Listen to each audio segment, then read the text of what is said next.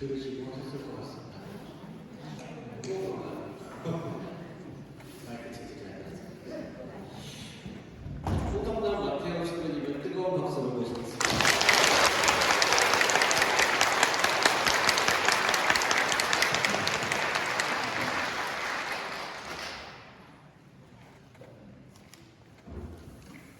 네, 안녕하세요.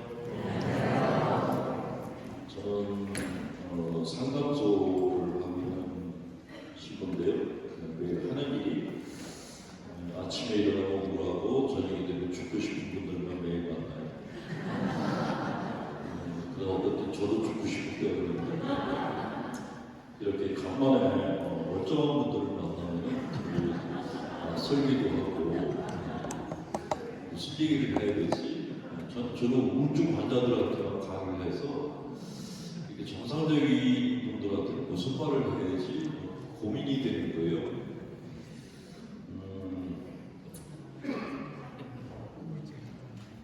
어떤 본당에 갔더니 사회 보는 분이 저를 소개했어요. 이 신부님이 유명한 신부님입니다.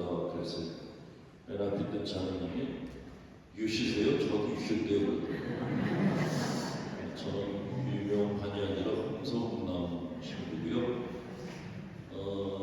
상담을 한 지는 한 30년 정도 됐어요.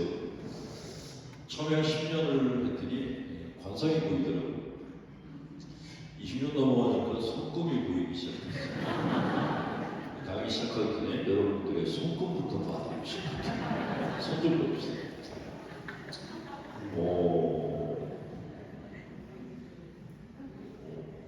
네, 됐습니다.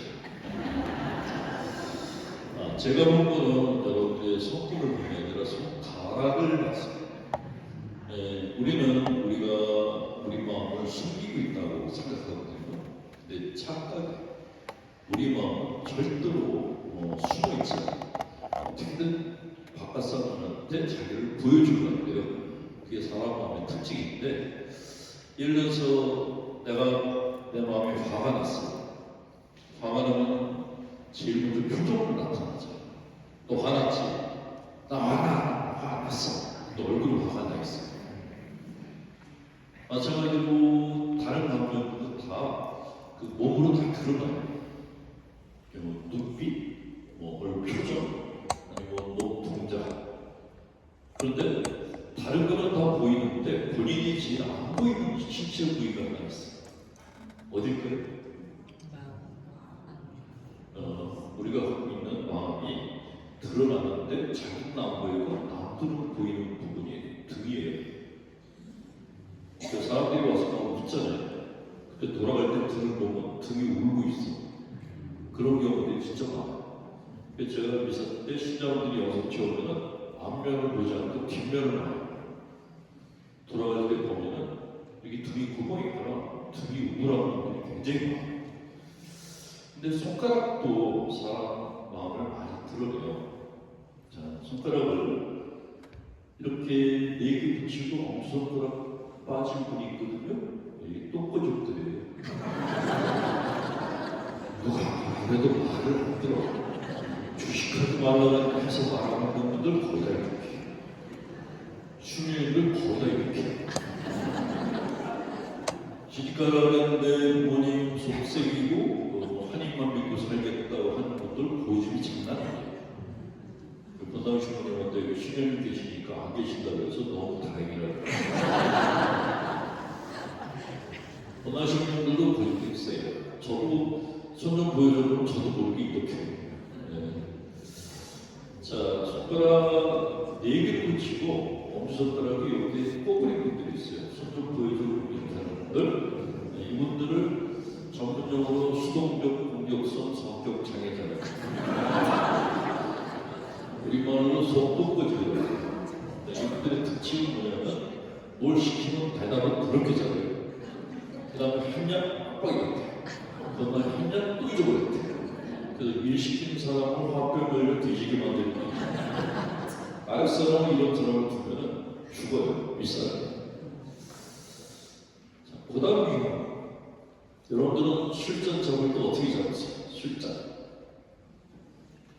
이렇게 잡고 마시고 커피 잔은 어떻게 되겠어요?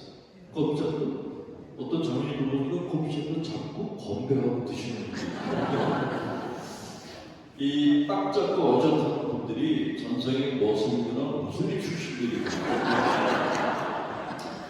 공주들이 이렇게 잡아요.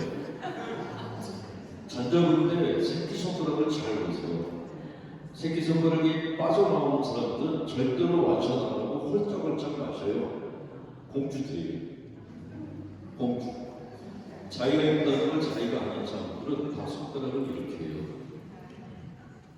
근데 이분들은 어느 번만 가든지 한두 번은 있는데 특징이 본인이 이쁘다는 걸 알아서 액세서리를 무지하게 많이 달고 그래서 금방 눈에 띄는데 이쁘면 좋은데 이분들은 본당 청소할 때는 안 나타나고 커피 마실 때 나타나요.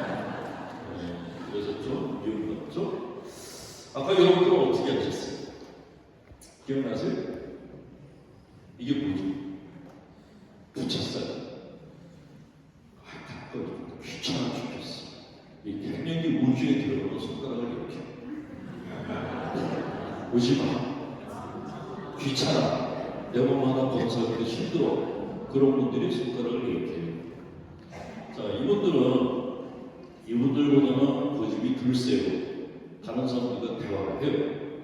그런데 이분들은 남과 대화를 하면서 딴 사람 얘기할 때 자기 할 얘기에서 자매님 몇 분이 모여서 대화를 하는데 한 사람은 남편 얘기하는데 한 사람은 시어머니 얘기하고 한 사람은 아들 얘기하는데 대화는 되고 있어요. 이게 이분들의 특징이에요. 제가 본당 가는 데마다 손가락 검사를 하는 이유가 있는데 본당 신자분들이 이렇게 하거나 이렇게 하는 분들이 90%면 본당 신부님들이 원형 탈모증들이 신자분들이 고집이 세서 떠날 때는 대머리가 됐어요. 아까 본당 신부님을 뵀더니 뒷머리가 없더라고요. 아, 조만간 다 빠지겠구나. 얼굴도 많이 상했어요. 힘들겠구나 그런 생각이 들었어요. 본당 신부님이 신앙생활 때 공부를 잘하셨거든요. 되게 본당 신부님이 공부 잘하는 분들은 신자분들도 교리를 많이 하시더라고요. 그래서 간단한 교리 문제 하나 물어볼게요. 영광성 어떻게 하죠? 영광에서 뭐습니다. 저라도 영광에서 순천으로 할머니 한 분이 이사를 오셨어요. 오자마자 대조말을 들어가셨는데 묵기를 하는데 영광성에서 영광이 해드렸는데 그 자매님이 순천이 그러는 거예요.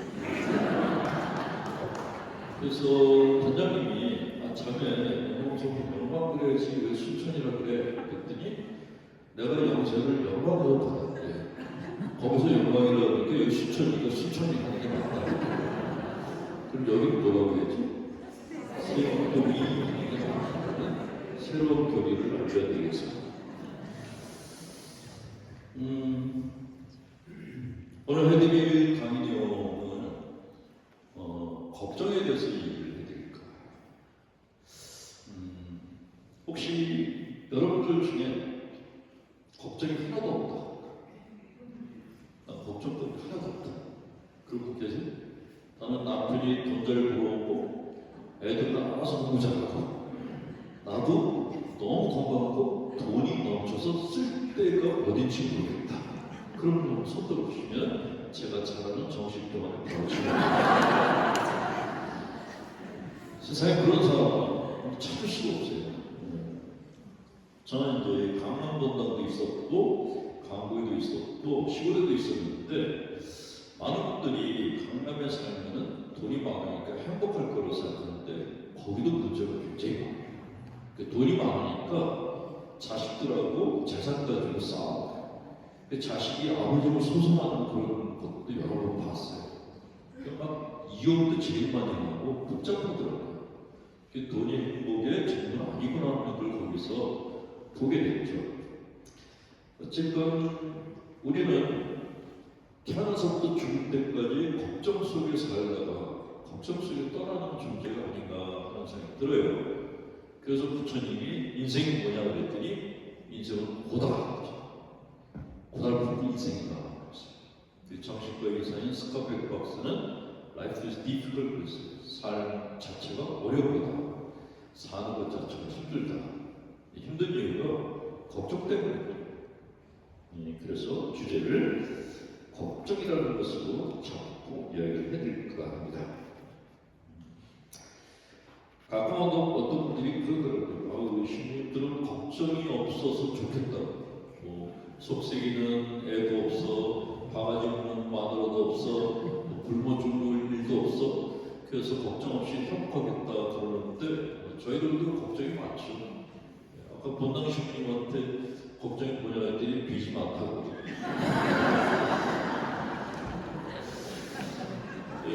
빚 없는 본당신부도 걱정이 여전히 많아요. 이렇게 화장실 새면 가서 자기가 뜯어 고쳐야 되고, 제대로 비 내리면 그것도 고쳐야 되고. 근래에 와가지고 이제 신부들한테 이제 걱정이 생긴 거는 교황님이 독신대로 풀어주겠다고 그랬거든요. 결혼하면 그다음 뭘 먹고 살지? 그게 이제 걱정이더라고요. 그래요. 신부들의 독신제는 사실 처음부터 그랬던 건 아니었죠. 베드로 사도는 마누라가 있었어요. 성경에 보면 베드로의 장모라고 있잖아요. 그러니까 마누라가 있었다는 거예요. 장모가 있다는 건. 그러니까 초대교회 때 한 400명만 다 결혼했어요. 애도 낳고. 근데 그러다 보니까 이제 문제가 생긴 게 식구가 딸리니까 신부들이 가난한 데로 안 가려고 그러는 거예요. 부자 선거만 가려고. 그래서 400명의 4대 독신제로 선포가 됐는데, 그리고 지금까지 돼요. 근데 요 근래에 와서 유럽 쪽 애들이 난리를 치기 시작했어요. 동양권 친구들은 초식동물이잖아요. 김치나 채소를 많이 먹으니까 이렇게 성적인 거에 대해서 크게 관심이 없대요. 유럽에는 육식이니까 다른가 봐요. 걔네들이 이제 결혼하게 해달라고 난리를 쳤어요. 근데 문제는 역대 교황님들이 다 연세들이 많아서 생각이 없으니까 말을 안 들어줬는데, 지금 교황님이 생각해 보겠다 그러셨어요. 그래서 유럽 신부들이 갑자기 뭐 여자친구 구하고 뭐 집도 구하고 그런다고 그러는데, 걔들이 하나 모르는 게 있어요. 교황님이 생각해 보겠다는 건 50년 후에 결정한다. 가톨릭은 뭐하면 결정하는데 100년 이상 걸려요. 그렇지만 저는 사제 독신제를 찬성하고 해제를 반대해요.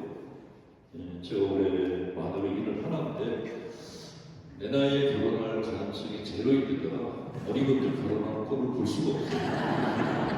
그래서 끝까지 독신제를 보수하고 이런 얘기했다 꼰대로 찍혔어요.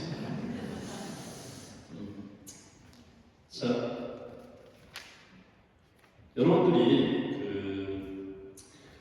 걱정거리가 없다고 했는데, 그러면 걱정거리가 생겼을 때 제일 먼저 뭐 하세요?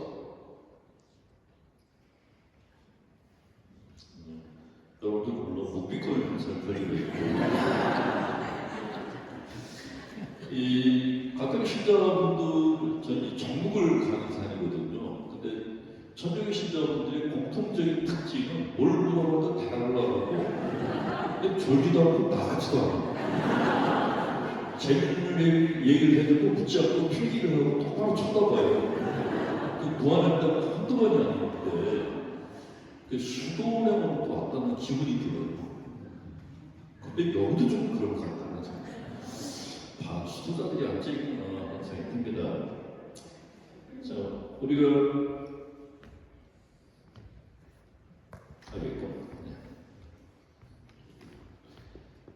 살다 보면 생기는 문제, 걱정거리인데, 걱정거리가 생겼을 때 제일 먼저 하는 거는 걱정이에요.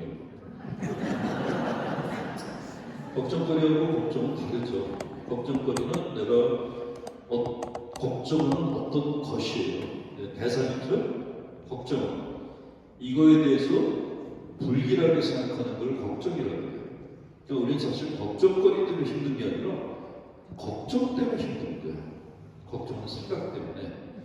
자, 그러면 여러분들이 하루 동안에 머릿속으로 생각하는 걱정이 몇 개나 될까요? 내 머릿속에서 걱정. 많죠? 돈 걱정, 내 교육 걱정, 남편 건강 걱정, 시댁 걱정 많잖아요. 대충 몇 개나 될까요? 그리고 어떤 심리학자가 시간이 많이 남는 놈부터 그걸 쓰게 한대요. 그랬더니 5만 가지죠.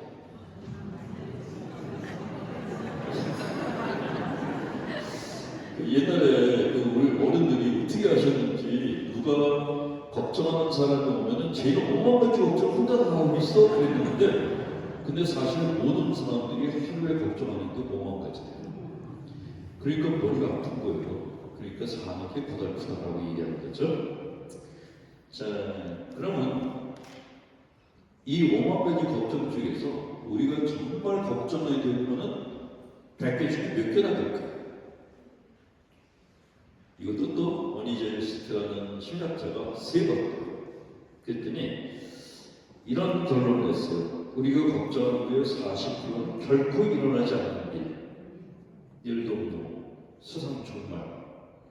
이 종말론은 언제 생겼는지도 몰라요. 엄청 구약시대 때부터 생겼던 종말론인데 지금도 여전히 종말론을 얘기하고 있어요. 저는 명동에서 일을 하고 있는데 낮에 나가면 종말론을 주장하는 사람들이 정말 많아요. 양쪽에다가 광고판을 메고 666 쓰고 세상 종말이 다가왔다고 매일같이 나와서 광고하는 분들이 있어요.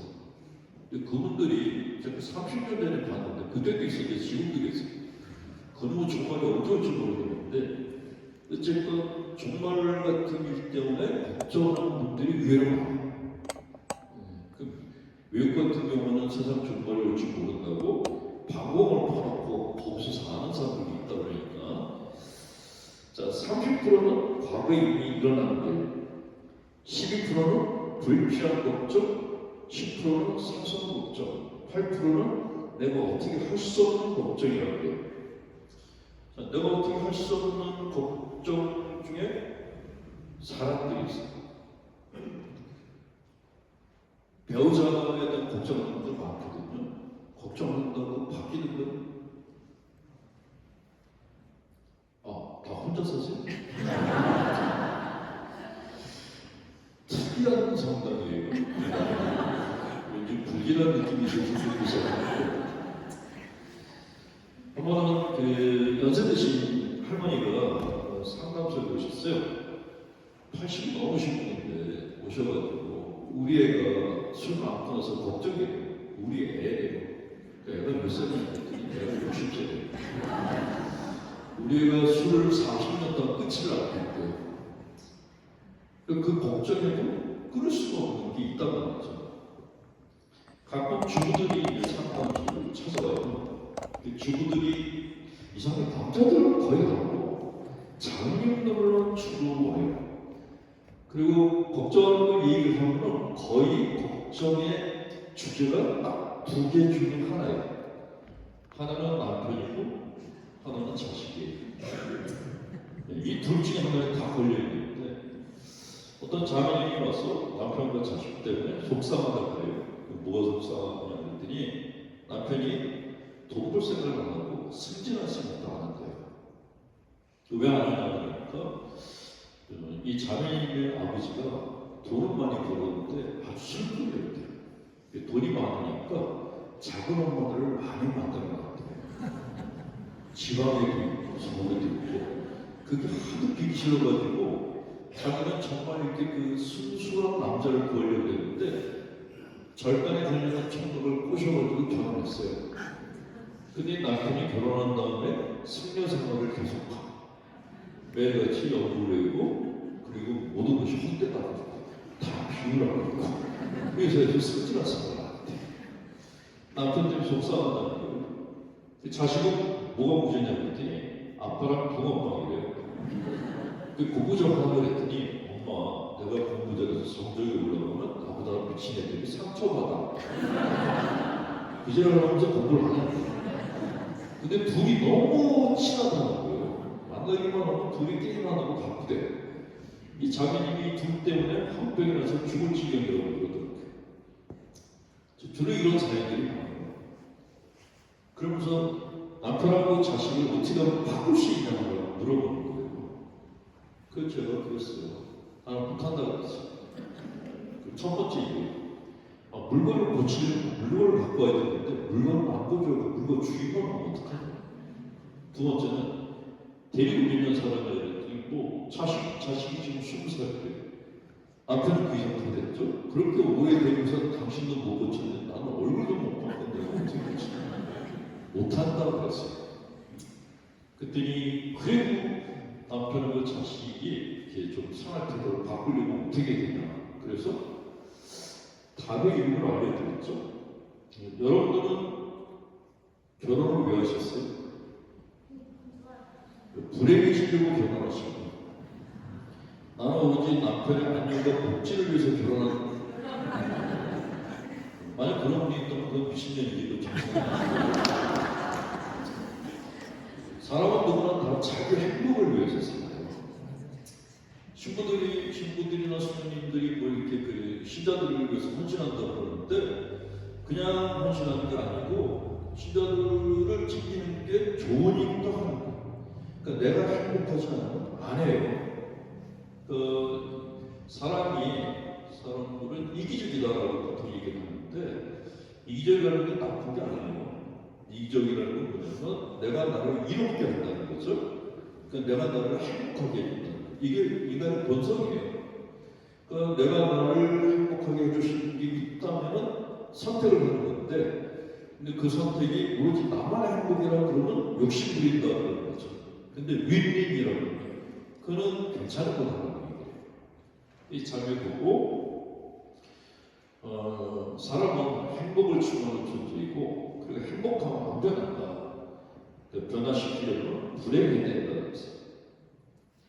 여러분들은 집을 이사가고 싶은 분들이 있고 그 집에 그냥 살고 싶은 분들이 있어요.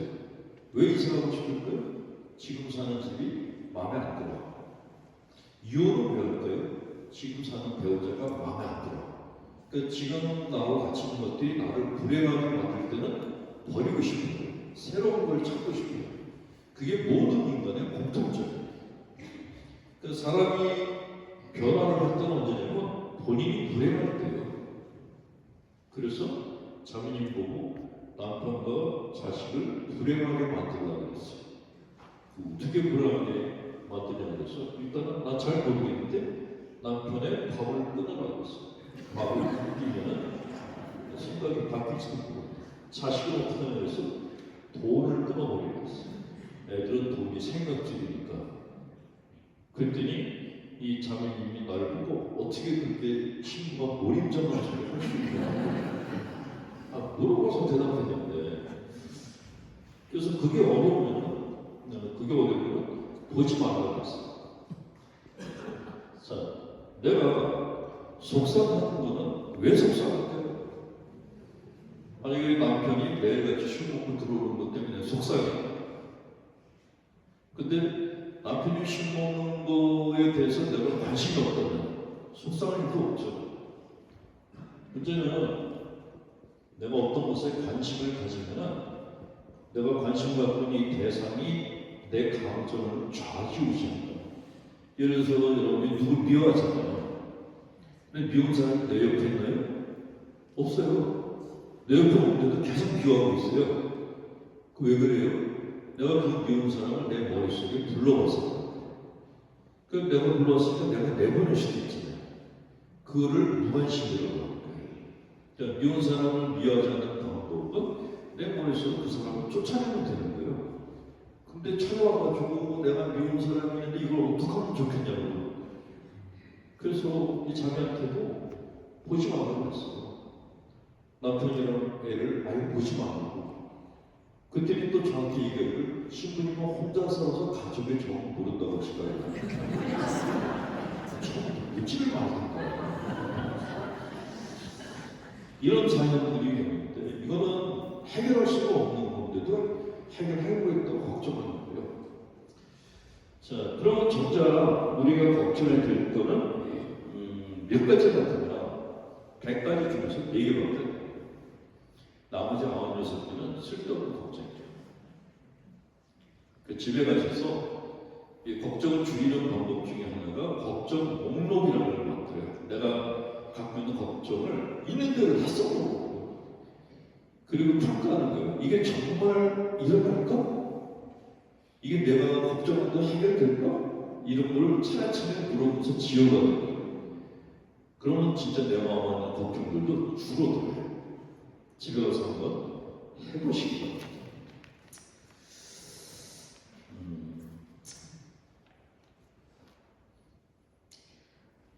제가 여러분을 보면서 갑자기 떠오르는 사람들이 있는데 꽤 오래전에 중국으로 순례를 갔었어요.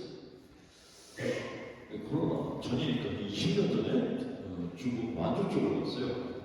만주 쪽이 김대원 신부님이 천리사를 만난 적이 있어요. 근데 그쪽을 갔다 오신 분들은 아시겠지만 중국 음식이 좀 기름져요. 먹으면 배가 살살 아파요. 첫날, 이튿날 3일째까지 참았어요. 근데 4일째 되는 날 도저히 참기가 어렵다. 하필이면 미사를 막 시작했는데 복통이 온 거예요. 그래서 어떨까 고민하다가 성경을 신약성경 빨리 읽고 복음을 빨리 읽고 잠깐 묵상하시라고 그러고 화장실 가야겠다. 그 복음을 읽고 신자분들께 잠깐 앉아서 묵상하시라. 그리고 제1을 읽는 처럼 급하게 화장실을 찾았는데 그때 중국 화장실은 굉장히 개방적인 상태였어요. 별게 없어요. 근데 문도 없어요. 그냥 성당 저쪽, 마당 구석에 구덩이만 파져있는 거예요. 뭐 선택의 여지가 없어서 할 수 없이 거기 가서 쭈그리면서 제1과 불 가리고 물론 일권을 끝내고 빨리 이 미사로 가야지. 그러고 있는데 갑자기 사람들이 들어오기 시작했어요. 중국 신자들이 순례를 들어오고 줄줄이 들어오는데 한 20명이 돼요. 그래서 제가 깜짝 놀라서 중말을 못하니까 가라. 근데 이 사람들이 고개를 끄덕거리면서 오기 시작했어요. 아니 이게 중국에서 뭐라는 거구나. 그래서 가라. 그들이 더 빨리 오기 시작했어요. 야, 이게 큰일 났다. 그래서 저는 이제 일어날 수가 없잖아요. 여권을 보다 말았으니까 그냥 앉아있는데 그 중국 신자들이 정말 진지한 얼굴로 일일로 서서 제 앞에 와서 고개를 숙이는 거예요. 감옥당하고.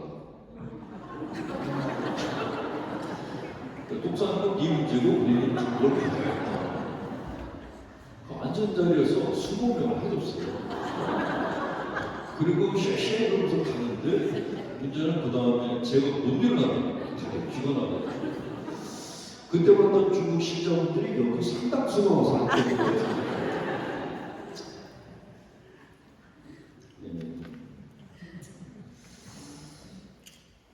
자, 불안이 많으면 생기는 현상들이 일단 있는데 그 중에 하나가 뭐냐면 지나치게 불안이 많게 되면 그 몸에 병이 나기 시작해요.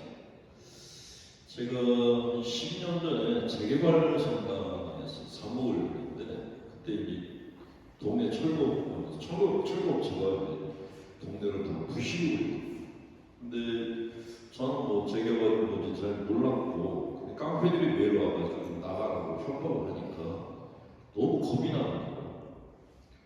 불안이 많아지니까 참고로 하나 말씀드리면 우리가 역경에 닥치잖아요. 내가 어떻게 할 수 없는 상황에 닥치면은 신체적으로 뿐만이 아니라 심리적으로도 문제가 발생하기 시작하는데 심리적으로 내 마음 안에서 깡패 3놈이 나타나요. 하나가 우울, 한 놈이 불안, 한 놈이 분노예요. 제가 중국을 관광을 갔었는데 그 원숭이 마을이에요. 근데 중국 애가 하나가 원숭이 하나를 이렇게 머리를 때렸어요. 그랬더니 3놈을 쫙 둘러싸고 공격을 한 거예요. 근데 우리가 여기에 취하면 이런 원숭이 같은 감정들이 세놓고 나타나. 나는 여기 가운데 있고 얘는 셋이 나를 갖다 테러하기 시작해. 그러니까 힘든 일이 생겼을 때 자기 마음을 잘 보세요. 그러면 얘네 셋이 난리를 치고 있어요. 근데 저도 이제 똑같은 걸 겪은 거예요. 근데 이 중에서 제일 설치는 건 얘예요. 불안, 걱정. 이게 앞으로 어떻게 될까? 걱정을 하니까 우울해지는 거예요. 이게 언제까지 이렇게 되지? 그러다가 갑자기 또 화가 나는 거예요.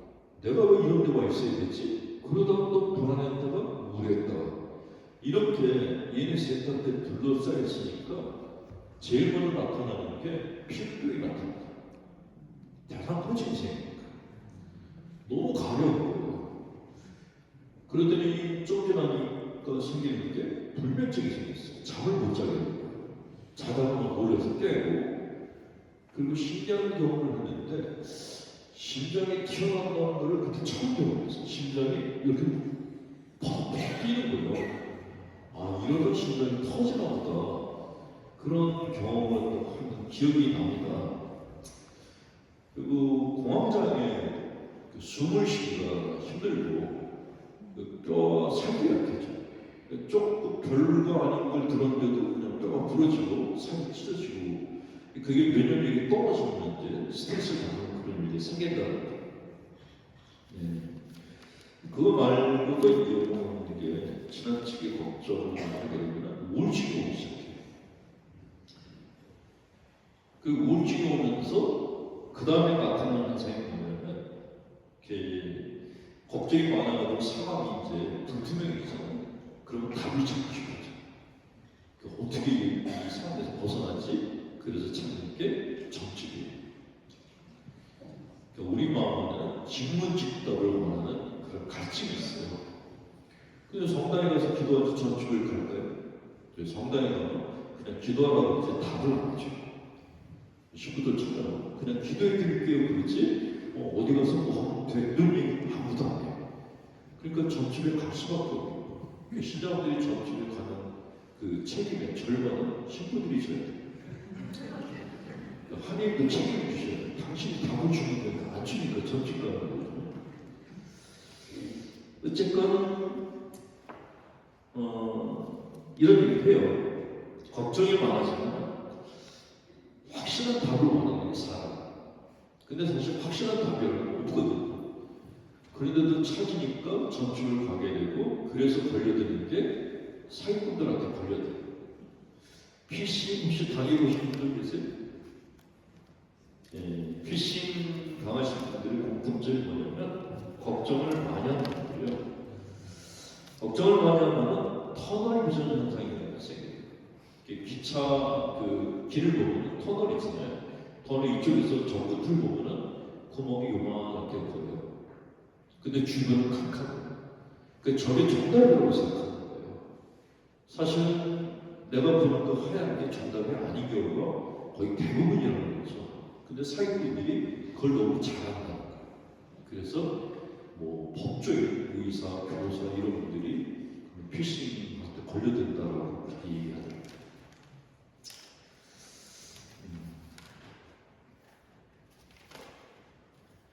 제가 여러분들 강의하면서 계속 당황스러운 게 왜 이렇게 진지하지? 아니 여기 우리 앞에 있는 우리 정 교수가 우리 분당은 신자분들이 젊고 뭐 그래서 그 강의 분위기가 이렇게 생동감 넘치고 이렇게 했는데 생동감은 무슨 이렇게 무법적으로 강의 들으면 강사가 힘들어요. 너무 어려워.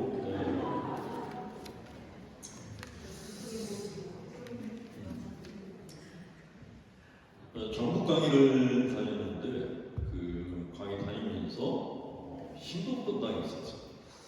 경상도에 있는 본당에서 본당식이 전화를 했어요. 그래서 강의 좀 해달라고. 그래서 거기 어디냐면 경상도에서도 아주 산골짜기 본당인데 되게 그 시골에 시골에 있는 분당들은 신자분들이 연세가 많았어요. 그래서 거의 신자분들 연세가 어떻게 되시냐 했더니 뭐 총회장님이 90 중반이고 사모경 형들이 80 중반이고 주요 열두 어린이들이 70대 되고 그러니까 거기 가가지고 무슨 얘기가 하겠냐 그랬더니 아 이게 여기 노인들이 그 평화방송을 보고 신부님을 한번 보고 싶다고 그래서 차를 몇 시간 돌아서 갔어요. 가니까 조그만 성당인데 의자가 두 줄이에요. 여기 할아버지, 여기 할머니가 앉아있어요. 남녀 출세 부동산. 그것도 신기했는데 일단 제가 이제 와서 강의해야 되니까 칠판에다가 사람의 마음이란 이렇게 쓰고 돌아봤더니 이미 주무시고 계십니다. 야, 안 되겠다. 어떡하지? 그랬는데 그때 떠오른 생각이 연세 드신 분들이 은근히 음담포설들을 좋아하세요. 그래서 제가 고급적인 음담포설을 해드렸어요. 여러분 예수님이 십자가에 매달려 계셨을 때 베드로 사도가 밑에 있었습니다. 베드로 사도가 울다가 예수님의 식신을 끌어안았습니다. 근데 예수님이 죽은 줄 알았던 예수님이 갑자기 그놈들이 베드로 사도에 따귀를 때리면서 그 식신 밑에서 다 맞지 그랬습니다. 그랬더니 할머니들이 누름들이 뭘 봤대?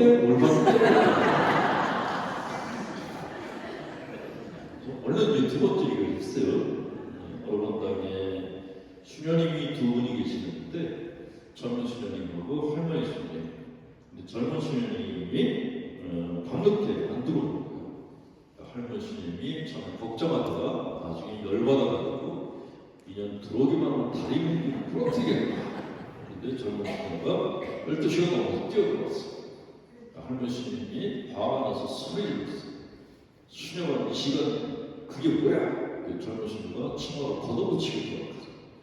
그게 뭐야? 그랬더니 젊은 수녀가 내가 수녀들 막 오는데 왜 젊은 애가 나를 따라오길래 내가 들고 뛰었다고 했어. 그랬더니 할머니 수녀님이 야 거짓말하지 네가 어디 빨라도 걔가 너는 못 따라서 봐? 그랬더니 그 젊은 수녀님이 생각해보라고 난 들고 뛰고 걔는 내리고 뛰는데 누가 빨랐대.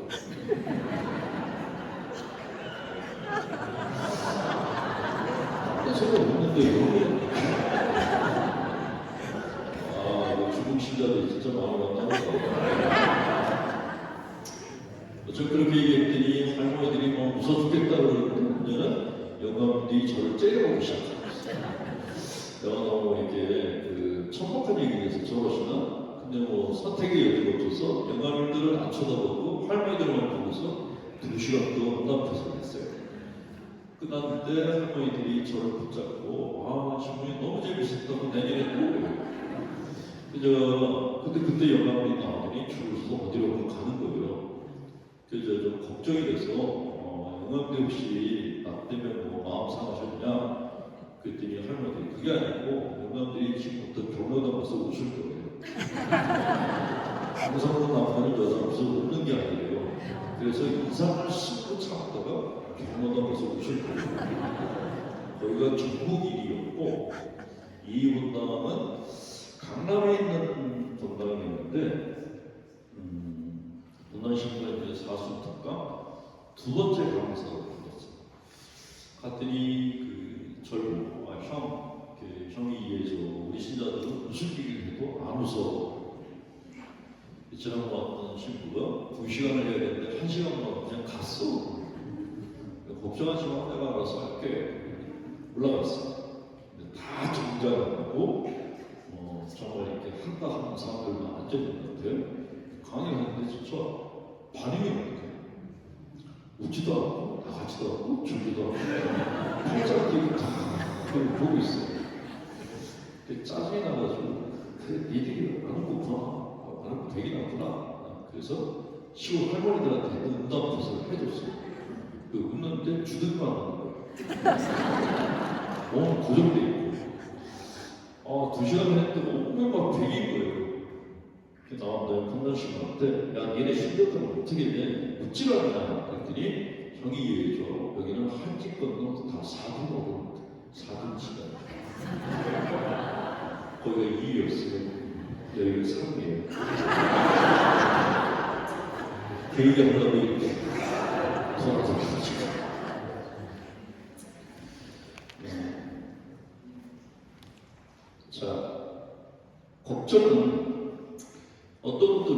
기도를 해서 걱정을 다 없애달라고 기도하는 분들이 있는데 그거는 곤란한 기도예요. 사람이 갖고 있는 모든 감정들은 약간 양식은 다 있어요. 프로이트라는 심리학자가 정상적인 사람이 얼리틀하게 뭔가가 되어 있어야 된다고 했어요. 프로이트가 얘기한 그 하나가 얼리틀 사이코틱, 또 얼리틀 obsessive, 얼리틀 paranoid가 있어요. 강의하던 때 갑자기 영어를 깔려 쓰는 이유는 한글로 쉽게 하면 저 강사가 우습게 보는 경향이 건강한 사람이라는 걸 가끔가다 이제 뭐 의사 선생님이나 대학 교수님들한테 강의할 때 있어요. 그때는 영어 나왔어요. 라틴어는 히라쿠스. 하늘이 히라를 깔겠어요. 이게 맞는지 안 맞는지 나도 잘 몰라요. 근데 이렇게 딱 쓰고 나면은 그때부터 이러부터 사람들이 다리를 풀고 쓰기 시작해요. 그다음부터 내가 무슨 거짓말을 해도 잡히게. 어떤 사회심리학자가 그런 얘기를 했는데 사람들한테 무시당하기 싫으면 외국어를 하라. 여러 외국어를 해서 겁먹으실 필요가 없어요. 그냥 한 나라 말을 한 나라만 아시면 돼요. 사람들이 말 걸지 않아요. 그냥 사람들 만났을 때 그냥 엄주로 한 번만 하면 돼요. 그러면 다시는 그렇게 안 해요. 저 명동에 저 있다 그랬잖아요. 저녁이면 이제 그 산책을 나가는데 그 포장마차 쭉 있죠. 포장마차는 너무 우습게 오시고 그 장사꾼 애들이 친구고 그것도 유창하게 영어도 아니고 어느 나라 말인지도 몰라. 영어도 있는 애들이 뭐 우즈베키스탄, 키르기스탄, 뭐 인도네시아 그런 애들이 오는데 그 나라 말을 하는 거예요. 그 다시 오게 되더라고요. 그러니까 여러분들 중에 혹시 나는 학벌 콤플렉스가 있다 그런 분들은 하루에 한 단어만 외우세요. 한 단어. 영어는 다 해요. 그러니까 그런 거 말고 독일어나 구텐타 그거 뻥쩍 뭐 중국, 한국, 일본 하시는 시대. 저도 하나만 또 그리고 밖에 나가서는 시험 계획 확 가고 얘기해요. 그럼 다들 중국이에요.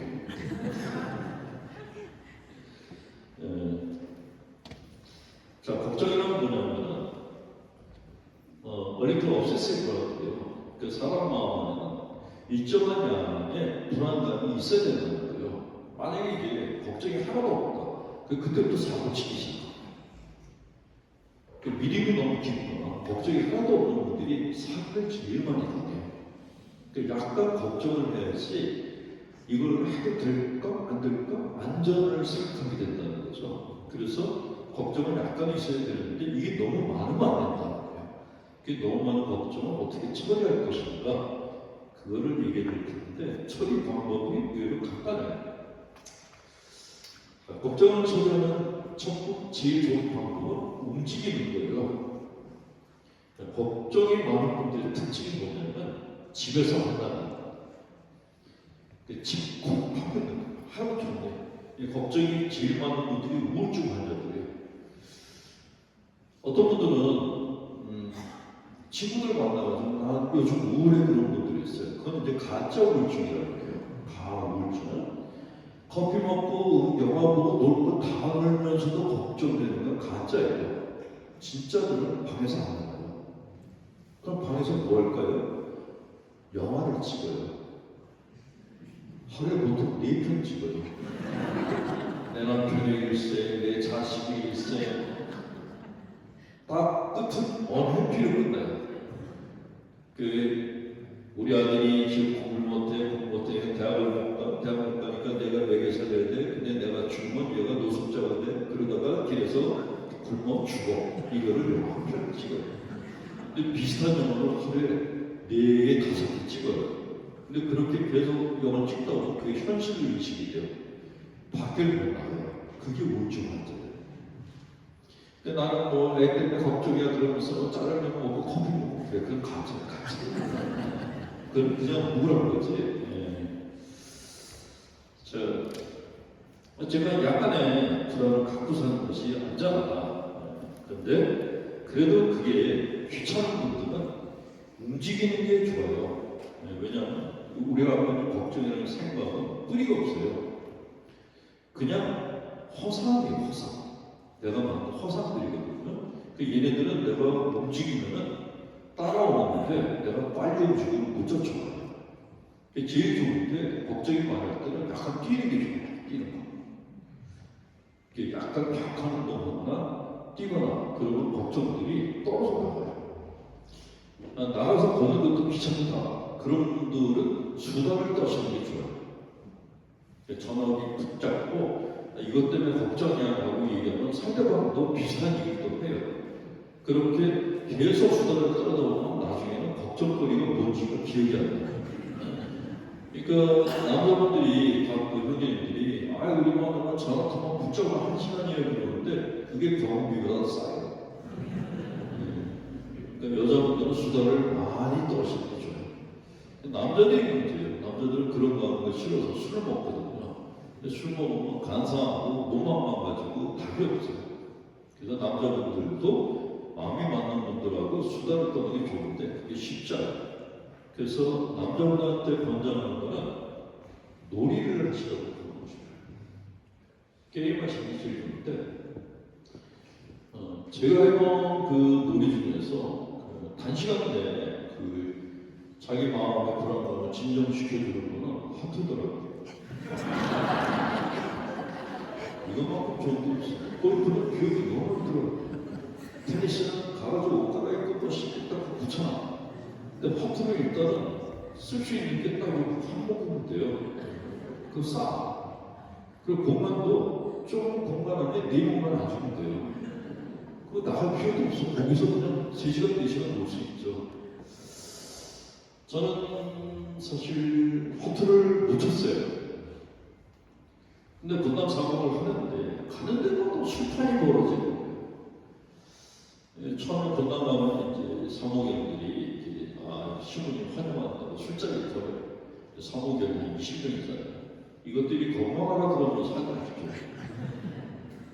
20잔을 건강하라고 똑같이 먹어요.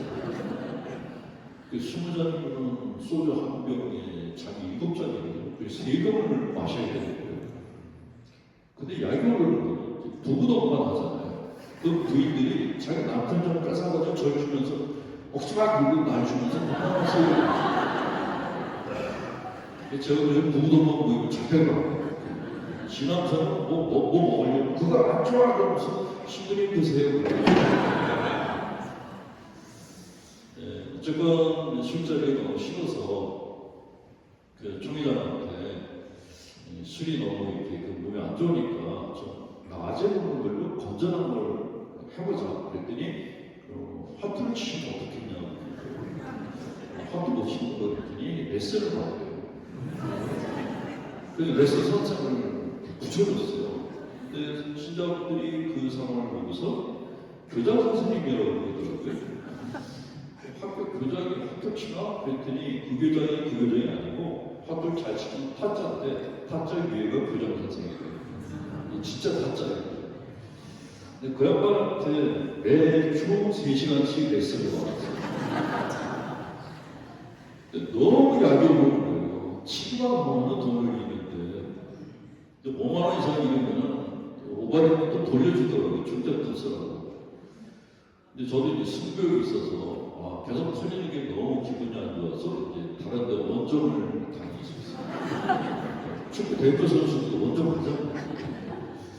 저도 이제 원정 화투를 치러 다니면서 이제 기량을 익혔어요.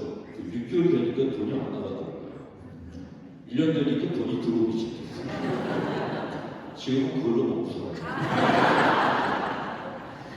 사기 화투를 익혀가지고 요새 신자분들 돈을 뜯어먹고 사는데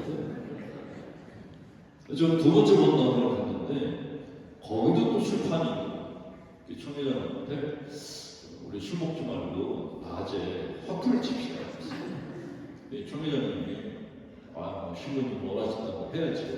첫 번째 포토전인데 멤버들을 데려왔어요. 총회장, 부회장, 신신부과장, 전략부과장, 성남세장부과장. 상당히 신신 깊은 사람들은 다 데리고 있어요. 예를 들어서 저는 다음번에 차리고 앉아있고 전부 정장을 하고 오고요. 벗으시라고 그랬더니 신부님 앞인데 어떻게 그러냐고 정장 차리고 하겠대요. 그러라고 그랬는데 치료를 했는데 다들 저만 쳐다봐요. 그래서 왜 안 하세요? 그랬더니 왜 기도를 안 하냐고. 태어나서 처음으로 하도절 기도를 하고 나보고 이렇게 총회장님 하세요. 그랬더니 총회장이 성을 봤더니 하나님 이 거룩한 자리를 막으시고 그거 보면서 죽겠더라고요. 먹지도 못하고. 근데 치기 시작했는데 너무 재미가 없는 거예요. 제가 고를 부르면 고박을 다 써요. 자기들이 고 부를 때는 그냥 쓰도록 해요. 그래서 그렇게 왜 치나 그냥 이렇게 치고받고 해야지 그랬더니 어떻게 사제의 돈을 신자고 딱 보시냐고. 그래서 그 멤버들을 다 잘라버리고 그다음 주일날 공주상 때 자매들한테 공지를 했어요. 남편 중에 기도를 소홀히 하고 하프를 좋아하는 사람을 모은다. 5명만 좀 보내달라. 그랬더니 그 다음 주 주말 5명이 왔어요. 냉담자 5명이 왔어요. 와이프들이 이렇게 그 하트 멤버 구한다 그래서 자기들이 왔다고. 근데 저를 보고요. 우리는 유산 안할 거고 신부님이 하트만 칠 거라고. 좋다고 그랬어요. 그래서 치는데 너무 재밌는 거예요. 신부가 뭐 없어요. 그래서 거박에 과거를 뒤고 있어요. 그렇게 한 달쯤 쳤는데 이 사람들이 저한테 오더니 그러는 거예요. 신부님 사주관에서 밥도 먹고 계속 치다 보니까 왠지 미안해서 미사를 좀 봐야겠다. 5명이 차례차례 모여서 그걸 보고 주임사를 그런 거예요. 주임사 끝나고 밥 먹고 사자를 치고.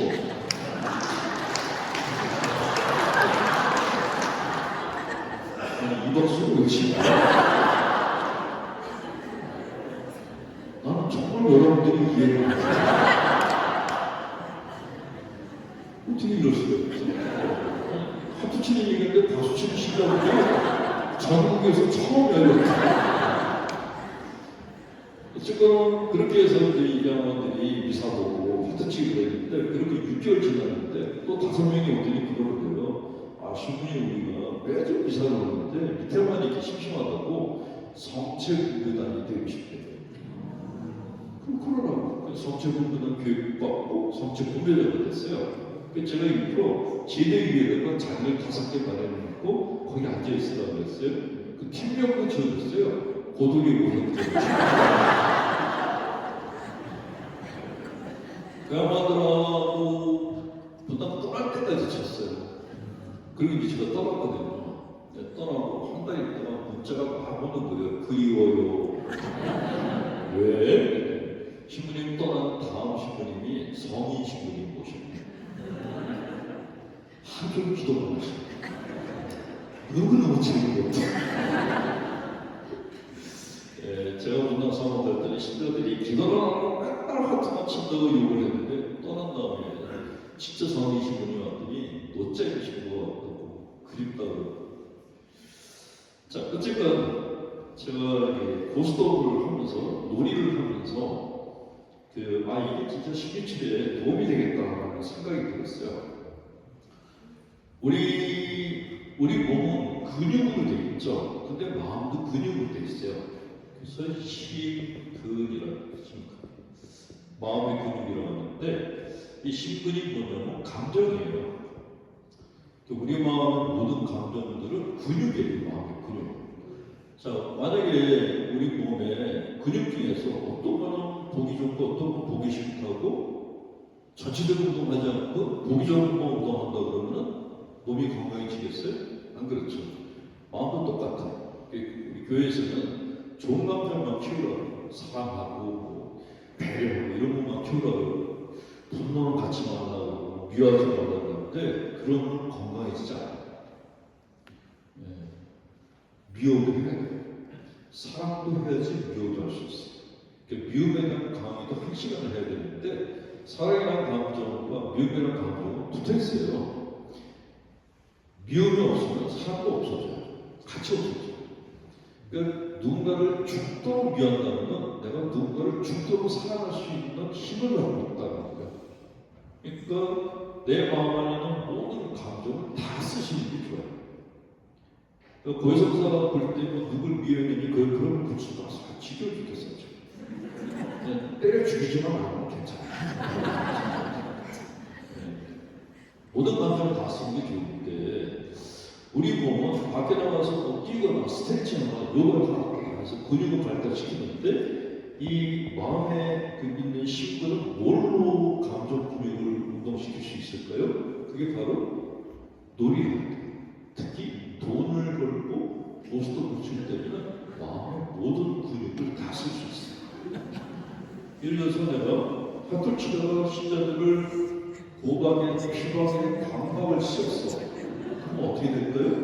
갑자기 심장이 막 터질 이렇게 들어오고 머릿속이 정말 좋은 그 느낌이 올라오면서 입에서 알레르기아 소리가 나요. 하나님 감사합니다 소리가 저절로 나와요. 그거를 우리는 실업 사람들은 엑스타시라고 그러고 불교에서는 해탈이라고 그러고 우리는 이제 탈원 상태다 그렇게 얘기를 하죠. 돈 땄을 때 그 상태에 들어가요. 네. 그러면 돈을 이었을 때는 어떤 일이 생길까요? 내가 고박을 뒤집어 썼어. 피박에 강박을 다 뒤집어 썼어. 요즘 우리가 제일 걱정하는 게 암이에요. 저는 이제 환자들을 많이 보니까 암 환자 중에서 제일 최장암이 다른 데는 이렇게 손을 쓸 수가 있는데 췌장은 이게 통증이 생기면 말기라고 하더라고요. 이 췌장이 좀 미련 공통이에요. 참다가 아파요 그러면 이제 떠날 때가 됐다는 거예요. 근데 문제는 췌장이 너무 깊은 데 있어서 발견도 잘 안 된대요. 운동도 시키고. 근데 췌장을 움직이는 게 딱 하나 있어요. 그게 뭐냐? 하트 쳐서 돈 잃었을 때 손이 뒤틀리잖아요. 그게 췌장이 운동하는 거예요. 그러니까 돈을 잃었을 때 쓴물이 올라오고 배가 뒤틀리는 게 바로 내가 내장을 운동시키는 거예요. 그래서 운동 치시면 모든 암을 예방할 수 있다.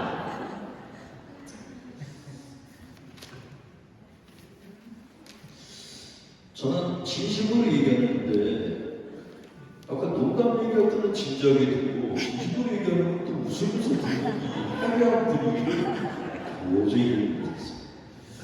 자, 그 다음에 그 자기 마음에 걱정이 생겼을 때 해결할 수 있는 방법.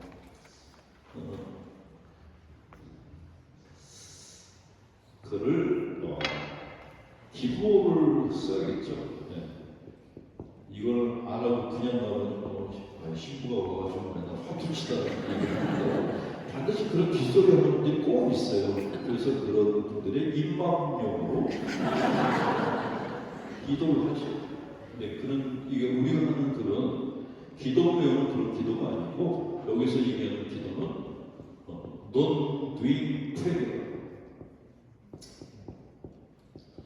non doing prayer는 말 그대로 아무것도 안 하는 기도예요.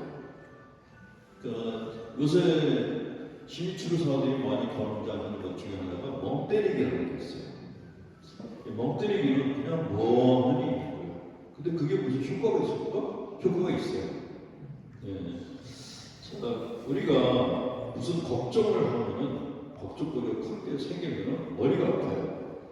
왜 머리가 아픈가 하면은 우리 정신세계가 의식과 무의식으로 되어 있어요.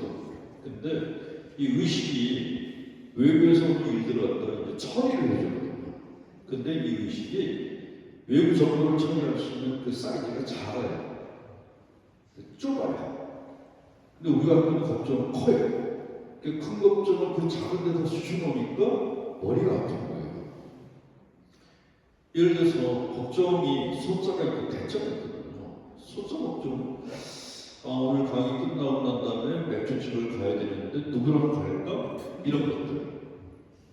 내일 아침 반찬을 뭘로 하지? 이런 거는 소자들이에요. 이런 거는 얘가 처음 의식이. 그래서 조금만 생각하면 돼요. 근데 내가 어디다가 어느 회사 주식에다가 내가 몰빵했는데 이게 잘 될까? 이런 겁니다. 사이즈가 크잖아. 근데 그런 큰 걱정을 하게 되면은 머리가 아프기 시작하는 거예요. 그럼 어떻게 해야지 답을 찾을까요? 얘를 잠재우는 의식을 스톱시키는 거예요. 그게 바로 멍 때리기라는 거예요. 의식을 스톱을 시키면은 밑에 있는 무의식이 움직이기 시작해요. 그러니까 우리들 마음에는 바다가 하나씩 다 있어요. 실제 바다보다 더 큰 바다들이 있는데 이 바다에 쓰레기도 많은데 분식이라는 쓰레기도 많은데 이 바다에 자원은 굉장히 많아요. 얘가 답을 줘요. 그러니까 내가 고민이 많은데 하염없이 길을 걸었어. 근데 길을 걷는데 갑자기 무슨 생각이 딱 떠올랐어.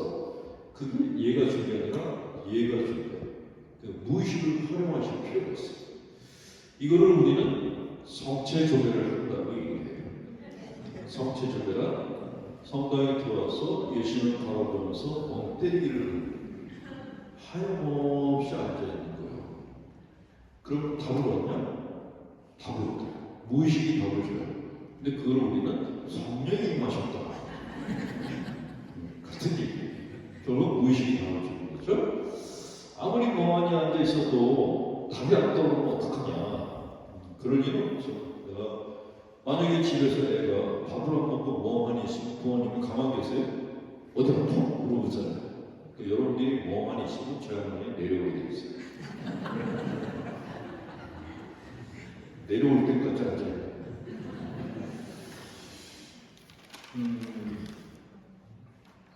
일본에서는 선사에서 이 명상을 가지고 그 사람들 치유를 한다고 합니다. 일본 선사에서 일주일 동안 뭐 기업체 사장이나 뭐 머리 아픈 일을 하는 분들을 선사에 진행했는데요. 근데 프로그램이 없대요. 그냥 세끼밥 주고 혼자 있는 거예요. 그렇게 혼자 있으면 일주일이면 생각이 정리된다는 거죠. 가톨릭 교회도 그게 있죠. 피정 들어가서. 그러니까 여러분들은 피정들하고 프로그램 따라서 하는데 원래 피정은 프로그램이 없어야 돼요. 그냥 들어가서 혼자 지내는 일주일이면 3일이면 다 가라앉죠. 그리고 일주일쯤 되면 답이 떠올라요. 그게 우리가 갖고 있는 마음의 구조라고 얘기합니다. 걱정이 많을 때는 성당에 들어오셔서 그냥 앉아 계세요. 이 기도를 제일 활용을 잘했던 분이 김선추 형님이세요. 김선추 형님이 생전에 친구들을 모아놓고 그런 얘기를 하셨어요. 당신은 고민이 많을 때 성당에 들어서 3시간을 성취를 했어요. 어느 날 들어가서 앉아있는데 한 30분 앉아있는가 싶어 시계를 봤더니 3시간이 지났더래요.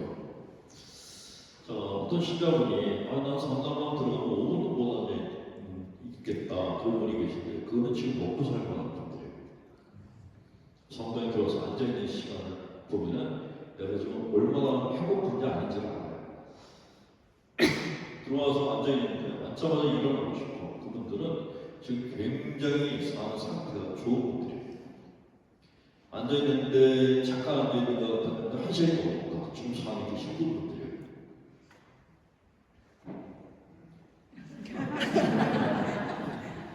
자, 물 좀.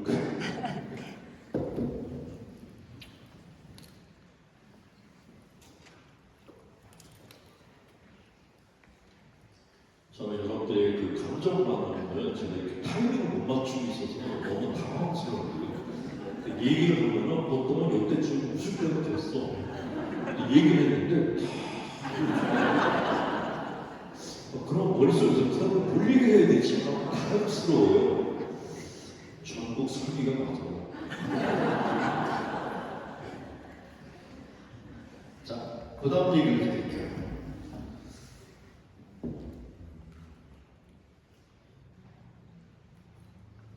네, 저 어떤 신비치료 사람들이 그 상담하러 온 분들한테 제일 많이 권장하는 그 치료법 처방이 웃음이에요. 웃으라. 특히 우울증 걸린 분들한테는 많이 웃으라고 권장합니다. 자, 여러분들은 하루에 몇 번이나 웃으세요? 한번 세보세요. 몇 번? 애들은 어린애 하루에 400번 오는 거예요. 깡나리들 뭐 빠꾸 있잖아요. 그게 하루에 400번이에요. 어른들은 평균 14번 오는데 한국 사람들은 평균 7번 오는데 저는 이제 남산에 산책을 자주 가는데 산책길에서 외국인들을 만날 때가 있어요. 근데 걔네들 보면은 한국에 온 지 오래됐는지 아니면 온 지 얼마 안 됐는지 금방 알아요. 온 지 얼마 안 된 애들은 만나면 하이 그러고 인사해요. 근데 오래된 애들은 내가 먼저 하이 그러고 이씨. 그래서 사람들이 잘 안 웃어요. 네. 자, 근데 웃음이라는 것이 굉장히 중요한데 왜 웃기지를 않는가 하면은 한국 사회는 그 유교 컴플렉스, 체형 컴플렉스가 있어요. 그 웃으면 예쁘다라는 그런 생각을 하고 있고 또 우리 교회 같은 경우는 전통적으로 좀 이렇게 어두운 그런 부담을 갖고 있어요. 성당에서 웃으면 어른들이 약간 치는 거예요. 예수님이 돌아가셔가지고 저렇게 매달려 계시고 여기서 웃구지랄 웃지는 못하는 거예요. 그 옛날에 그런 영화가 있었잖아요. 수원 살인사건. 수사들이 계속 도서관에서 죽어나갔어요. 나중에 범인을 찾고 보니까 늙은 수사였어요. 그 어떻게 수사를 죽였냐면 수사들이 매일 밤마다 도서관에서 유머집을 보고서 웃었거든요. 이 노이스가 그걸 보고 너무 짜증나서 그 유머집 책에다 도약을 달라는 거예요. 그때는 이렇게 찍어가지고 신발로 찍고 그랬지. 그러다가 그 살인사건이 나온 게 영화로 나온 게 있었어요. 웃음에 대해서 이렇게 한국교회나 한국사회가 좀 각박한 편인데 근데 웃음이 심리적으로나 영성적으로도 굉장히 중요하다고 얘기합니다. 일단은 뭐 건강에 좋다는 거는 뭐 의사 선생님들이 하는 얘기이고 그 영성과도 굉장히 깊은 관계가 있다고 합니다. 저는 이제 영성이 무엇인가 궁금했어요. 영성은 수도자들이라는 건가? 그런 생각도 했고 그 영성이 무엇인가 답을 찾으려고 많은 종교인들을 만났는데 엉뚱한 데서 답을 찾았어요. 오래전에 그 신부들 몇 사람하고 이스라엘로 성지순례를 갔어요. 이스라엘은 뭐 지금 국가겠지만 그때도 이렇게 예루살렘은 다니기 힘들었어요. 버스가 안 들어가니까 다들 걸어서 다녔는데 또 어떤 게 되게 많아요.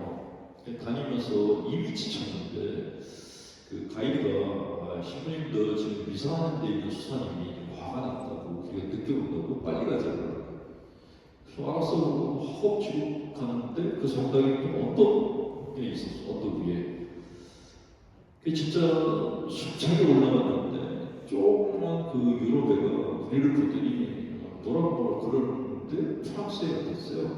우리를 보더니 시블렁 수다봉을 입었는데 조금만 이상 쓰면서 시블렁 거리니까 기분이 안 좋더라고요. 저희가 이상하려고 그러는데 옆에서 또 말하고 시블렁 거려요. 제가 뭐라 그러냐니까 그 미사하는 친구들은 다 정식 제의를 다 입으라는 거예요. 우리가 준비가 안 됐다 그러니까 준비가 안 된 친구들은 밑에 내려가서 하래. 기분은 나빴지만 뭐 그놈의 거기 관리니까 그냥 알았다 그러고 밑에 내려갔어요. 근데 다 끝나고 나오는데 그놈이 또 따라 나오면서 뭐라 그러는 거예요. 제가 이제 멘트가 나왔거든요. 돌아서서 얼굴 봤더니 욕을 하는 것 같았어요. 불어는 못하지만 입모양에서 보면 욕하는지 아닌지 알잖아요. 욕을 할 때는 어느 나라 국민이고 입이 다 찌그러져 있어요. 그러니까 또라고 시끄러워거릴 때 저놈이 욕하는 것 같다는 느낌이 들어서 그래서 걔한테 제가 불어로 답을 해줬어요. 잘 있어라 시끄러워. 어디 그런 거 따라하더라고. 시끄러워. 수도공원이고도 이렇게 저런 애들은 영성이 없어. 그 생각이 드는데 반면에 포르투갈 파티마를 성물빵이 있어요. 신자분들이 자매님들이 성물빵 이제 그 물건을 사고 버스를 타고 다른 행선지로 가야 되는데 근데 안 나오는 거예요. 그래서 몇 분이 안 나와서 그 차적으로 들어갔죠. 들어갔더니 그 자매님 몇 사람이 포르투갈 주님하고 대화를 하고 있었어요. 언제 포르투갈 말을 배웠지? 그 옆에 가서 들었더니 우리 자매들은 한국말하고 그 주님 포르투갈 말을 하고 있었어요. 대화가 되고 있는 거예요. 너무 신기해서 버스 탄 다음에 물어봤어요. 그 수녀님이 하는 얘기 다 알아들었냐? 하나도 못 알아들었어요. 근데 무슨 대화를 하냐 그랬더니 그 수녀님이 친정엄마 같이 생겼고요. 그 포르투갈 말을 하는데 아프지 마. 한국도 건강해. 이렇게 얘기하는 거 들렸단 말이에요. 근데 그 수녀님이 이렇게 얼굴에 웃음기가 많았어요. 아, 그때 영성은 인성이구나 하는 생각을 그때 하게 됐죠. 그 영성과 웃음이 연관성이 깊다는 거예요. 그 수도원을 가도 수사님들이 인상을 박박 쓰는 애들이 있고 어떤 데는 얼굴이 환한 양반들이 있어요. 그 영성의 차이가 나는 것이죠. 그래서 나머지 시간 동안에는 여러분들께 웃는 방법을 좀 알려드릴까 합니다. 자, 첫 번째. 어떤 정신과 선생님 이런 얘기 있어요. 웃어야 할 때 웃지 못하는 사람은 상교, 웃어야 할 때 웃을 수 있는 사람은 이류, 힘들 때 웃는 사람은 인류이다 라고 얘기를 했다고 합니다. 자, 우리가 웃고 싶지 않을 때 웃는 것을 억지 웃음이라고 합니다. 억지로 웃는 거죠. 자, 억지로 웃어도 우리의 심리적으로, 신체적으로 좋은 영향을 미치는가? 미친대요. 인간의 뇌가 우리는 우리 뇌가 굉장히 똑똑하다고 생각하는데 사실은 아니라고 합니다. 어떤 뇌가 인간의 뇌는 멍청하다고 하는 사람도 있을 정도인데 인간의 뇌는 아이 같아요. 아이. 집에서 부모님이 집안일이 별로 안 좋은데도 부모님이 앉아서 깔깔대고 웃으면 애들이 우리 부모가 미쳤나? 이런 건 아니죠. 부모님이 웃으면 애들은 덩달아 웃어요. 그게 뇌예요.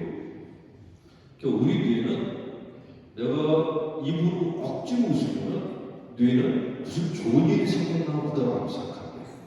그래서 뇌가 활성화합니다. 그래서 억지로라도 웃으라고 권하는 거예요. 자, 이 억지 웃음으로 효과를 본 사람이 미국의 육상선수였던 칼 루이스라고 합니다. 100m 선수였는데 100m는 거의 숨을 안 쉬고 뛰어야 돼요. 80m쯤 되면 모든 선수들이 다 콧물, 눈물, 범벅이 된대요. 힘들어서. 얼굴이 주름살이 되는데 칼 루이스가 80m에서 웃고 있더래요. 그 기자들이 그게 너무 궁금해서 인터뷰를 했대요. 힘들지 않았냐? 그때 힘들죠. 근데 왜 웃었냐? 그랬더니 힘들어 이상을 썼더니 더 힘들더래요. 어느 날 그냥 자기 모르게 픽 웃었는데 숨통이 트여요. 그게 억지 웃음. 억지 웃음은 딱 입만 웃는 거예요. 입만 웃어도 뇌는 덩달아 웃어요. 네. 자, 우리 세운동 소자들이 웃을지 안 웃을지 어떤 목사님이 밤길을 가다가 강도를 만났어요.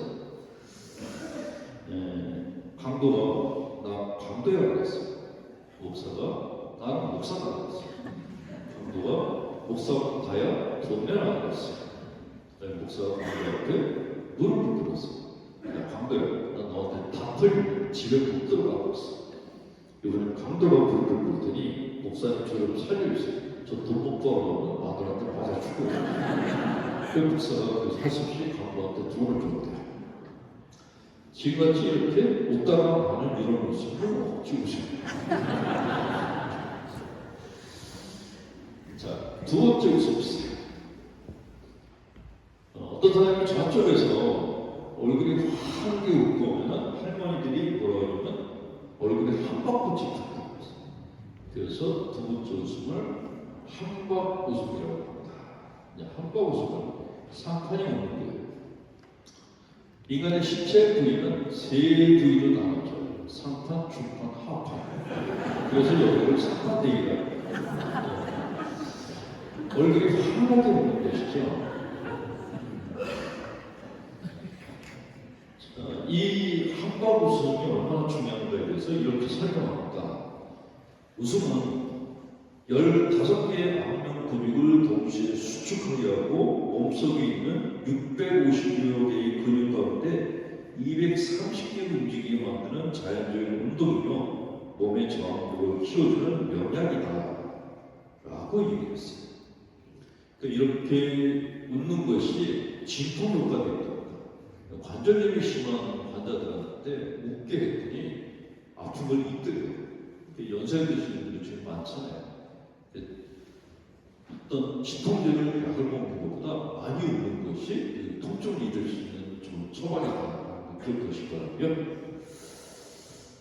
이 한번 보시면 웃을 줄 알을 두 번째 얘기할게요. 스님하고 목사하고 신부에 있어 무관과 청빈하고 내기를 했어요. 스님이 나서더니 나는 신도들이 절에 돈을 내면 그 돈을 불전함에 던져서 불전함에 들어가고 붙여주고 밖에 떨어지면 내 거 그랬어요.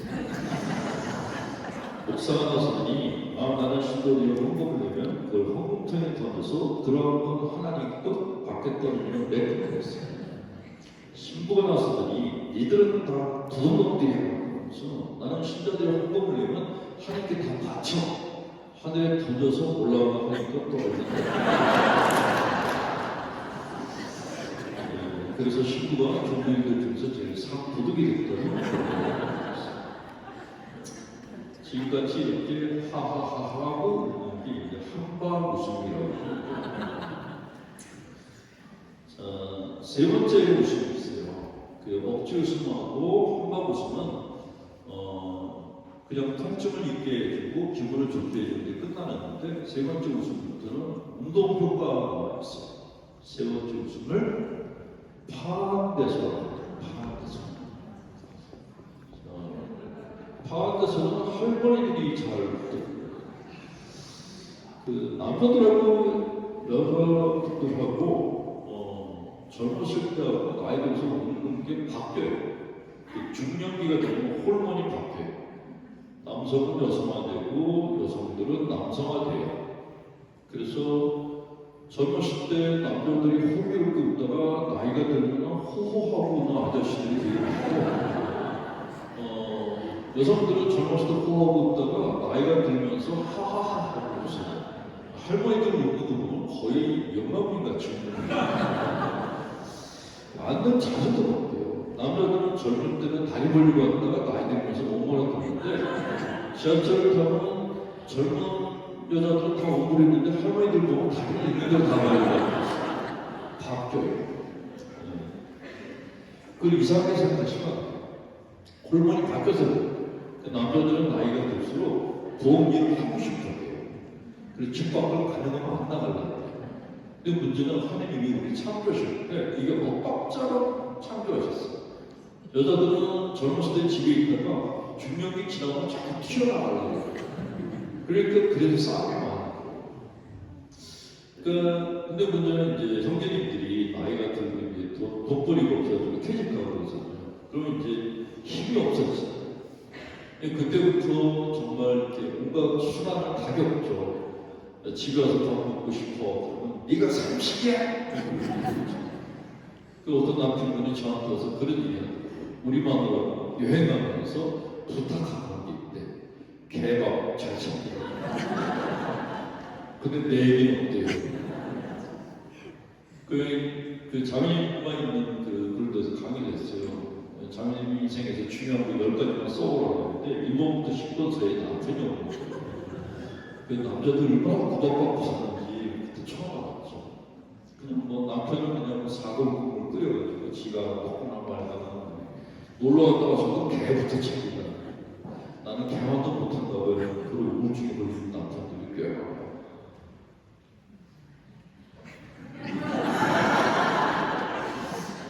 그게 형제님이 계속 고개를 끄덕끄덕.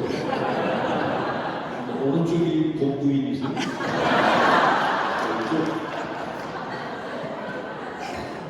있어요? 이쪽이 부분이 그럼 옆에 계시고 아무것도 아니에요. 근데 왜 이렇게 하고 있어요? 아니 공부인하고 떠들어 있고 그거 아닌 분이 더 가까워. 복도만 하세요. 만약에 다시 결혼하고 두 분 중에 누구라고 할까요?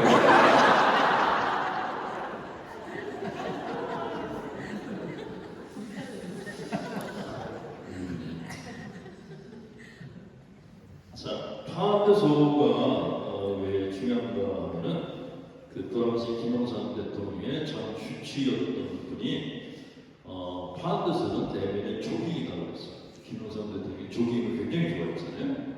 내면의 조깅이다. 이런 글을 잡지가 이렇게 써주셨다고 합니다.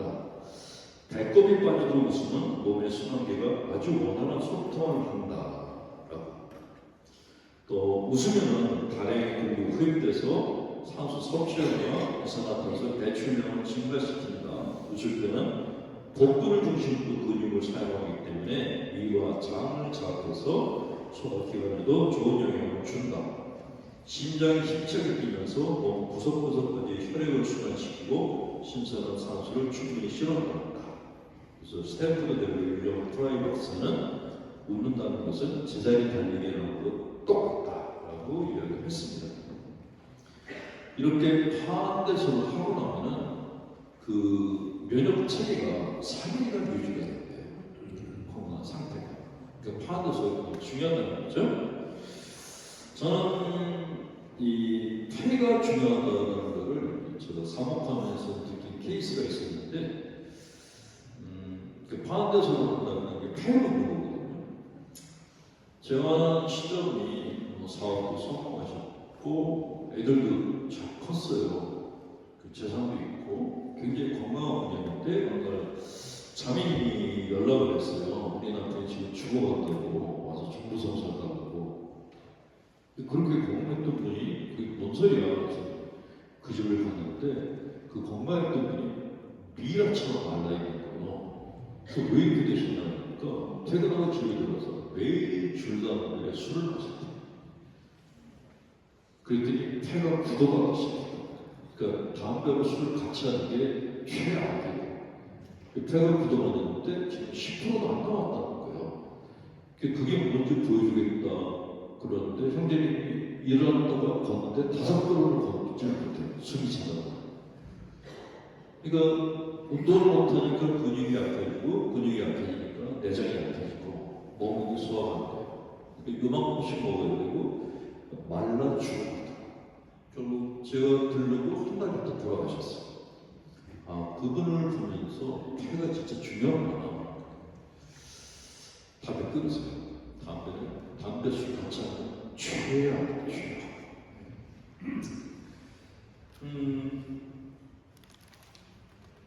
영국의 제이보디라는 의사가 하루에 5번 파한대소를 하면 모든 병을 다 막을 수 있다라고 얘기를 했습니다. 그래서 5번이 뭐 어렵겠어? 그 제가 이제 해봤어요. 한 번, 2번, 3번째 웃으려고 했더니 지겹다는 생각이 들었어요. 4번째도 힘들어. 5번째 웃었더니 토할 것 같아. 그래서 줄였어요. 줄여다가 안 하게 됐는데, 근데 오래 살고 싶은 생각이 드는 거예요. 그래서 아까 약 먹지 말고 뭐 웃는 걸로 장수를 해봤잖아. 근데 언제 웃을까 하다가 시간을 제일 널널할 때 오는 게 좋을 것 같아요. 우리가 하루를 보내면서 아무것도 할 수 없고 시간이 제일 널널할 때가 언제죠? 운전할 때. 차가 밀렸을 때. 그때는 아무것도 못하잖아요. 저는 이제 명동에서 천호동에서 명동까지 나가야 되는데 올림픽 때로 거의 주차장. 차가 밀리면 나도 모르게 여기 나오는 거야. 아이씨, 개나 소나 다 오고 나와야지. 그리고 옆차를 뭐 구독도 안 보고 똑같은 거고. 그래서 야, 이렇게 살면 안 되지. 내가 사죄인데. 그래서 차가 밀렸을 때 화를 내지 말고 웃자. 그래서 차를 몰고 나가서 차가 밀리자마자 옆차를 보고 손을 흔들어주면서 웃었어요. 근데 그놈이 저를 보더니 슬슬 차를 비켜주고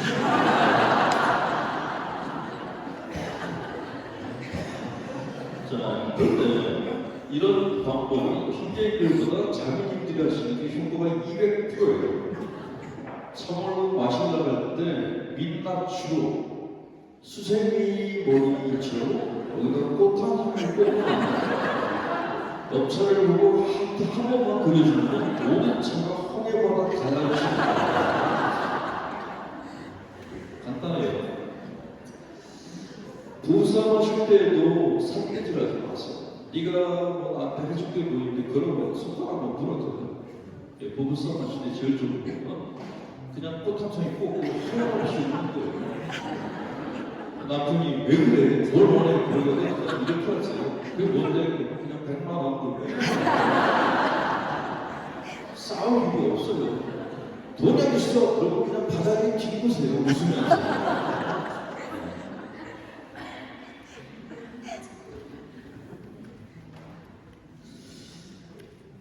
자, 북당시부님이 신하실 때 공부를 잘하셨기 때문에 신자분들도 교리를 잘 아실 거라고 생각해서 그 영광선 물어봤는데 이번에는 한 단계 위에 수준 높은 질문할게요.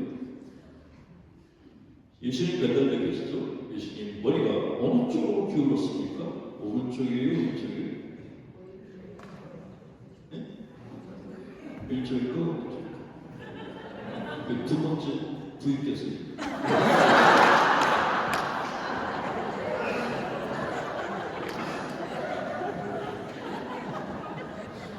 어느 쪽이 저기 아니면 공부인께서 근데 너무 좋아하시는 것 같아요. 양쪽에 여기를 딱 끼고 어느 쪽에 예수님 뭐야 이거 이건 제자가 잘못됐고 이렇게 내리지 않고 한쪽으로 기울어 있었어요. 오른쪽으로 고개가 이렇게 가 있어요. 왜 오른쪽으로 고개가 기울어졌을까요? 이게 문제예요. 예수님 남쪽에 도둑이 있었어요. 범죄 보면 좌측에 있는 도둑이 예수님께 이렇게 말했다고 기록이 되어 있어요. 당신이 하나님의 아들이거든. 당신도 살리고 우리도 살려보시오. 죽어온 놈이 그렇게 곱게 말하려고 그렇죠? 이렇게 얘기했습니다. 시끄러워. 네가 하나님의 아들이고 그럼 너도 살리고 나도 살리고 시끄러워. 그랬어요. 예수님 머리가 아프고 손가락 아파 죽겠는데 옆에 있는 놈이 지랄하니까 고개를 이렇게 근데 오른쪽에는 도둑이 있었어요. 이 우도가 굉장히 잔물이 걸리는 놈이에요. 예수님이 나한테 고개를 들이자마자 좌도를 해봤죠. 너 도둑놈 주인 이분한테 그러면 안 되지. 예수님 누가 총 들어주니까 눈을 떴어요. 그때 딱 아이 컨택을 그리고 제안을 할라라고 하실 때 저도 데려가달라. 예수님이 너무 정신이 없어서 중요한 거 두 개를 못 들어갔어. 또 평소서 봤냐? 교육공사 내냐? 그걸 못 들어갔어. 그래서 천당에 냉담자들이 두글두글 하더라.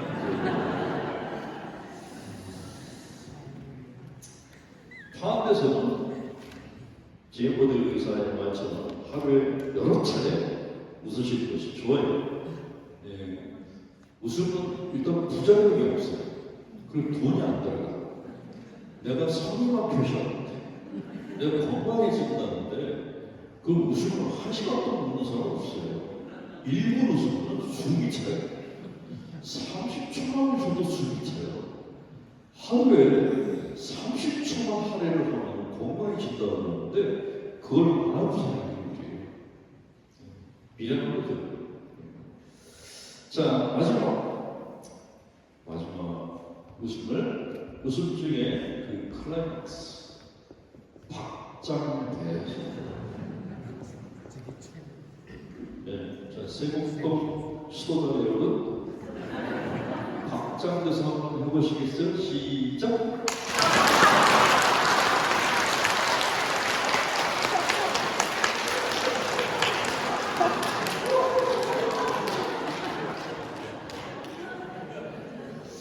제가 그 양쪽 분 얘기를 했더니 형제님이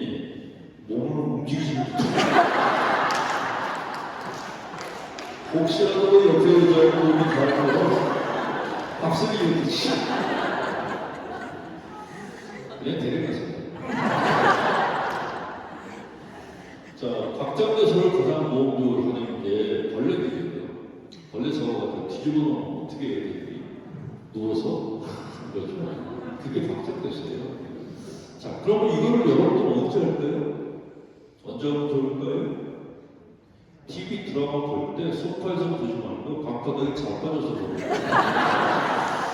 재밌는 게 나오는데 손뼉 발뼉을 치는 거예요. 근데 이거 오래 못해요. 등 근육, 허리 근육 다 쓰는 거예요.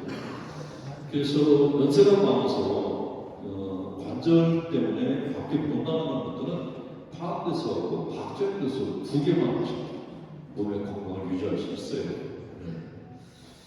자, 특히 화가 많이 났을 때, 내가 누굴 죽이고 싶을 정도로 화가 났을 때, 이 박장대소가 효과가 제일 커요.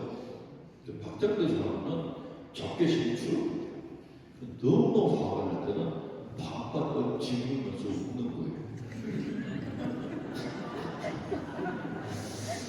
자기가 방바닥을 짚으면서 웃는 거 상상해요.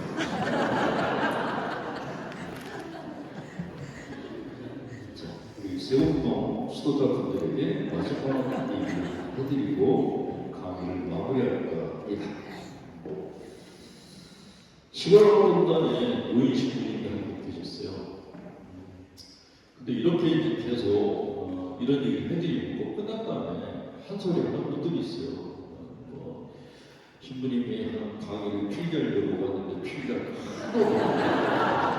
그렇게 지나도록 분들이 한 번씩 계셔가지고 끝나고 나오는데 억장이 뒤집히는데 그래서 내가 하고 오지 말고 그 거룩한 신부들한테 가라 그러는데 꼭 와가지고 죽었지.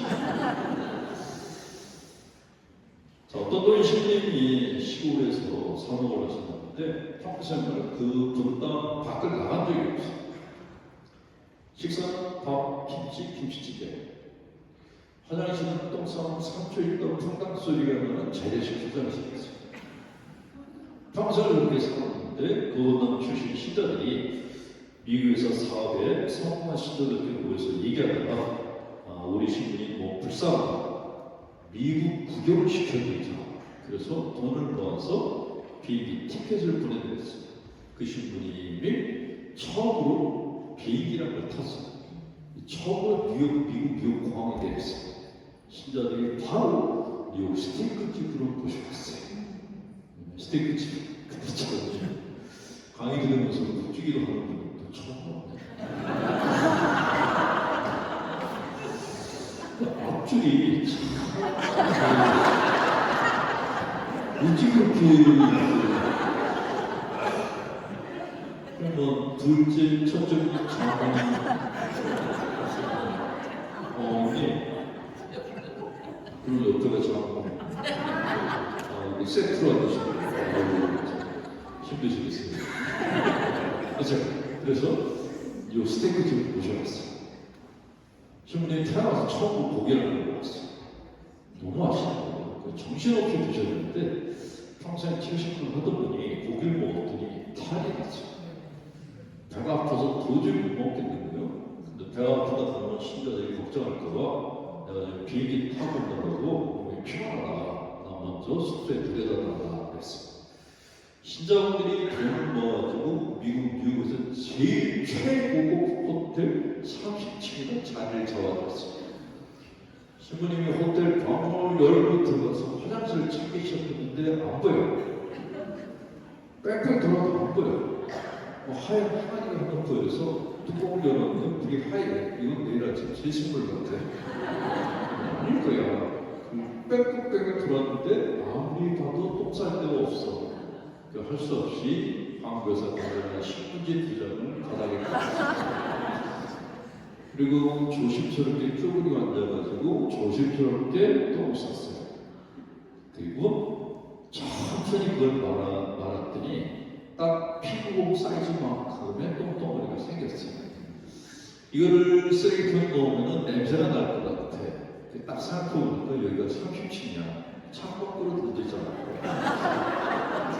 30층이니까 밑에서 맞은 놈이 누가 던졌는지 모를 거야 하고 똥덩어리를 들고 창가를 갔어요. 근데 이 신부님이 모르는 게 하나 있었어요. 최고 호텔은 창문이 밀폐식으로 있어요. 가는데 이게 미는 게 없어. 너무 놀라서 호텔을 있는 대로 제꼈더니 구석에 조그맣게 미닫이 창이 있었어요.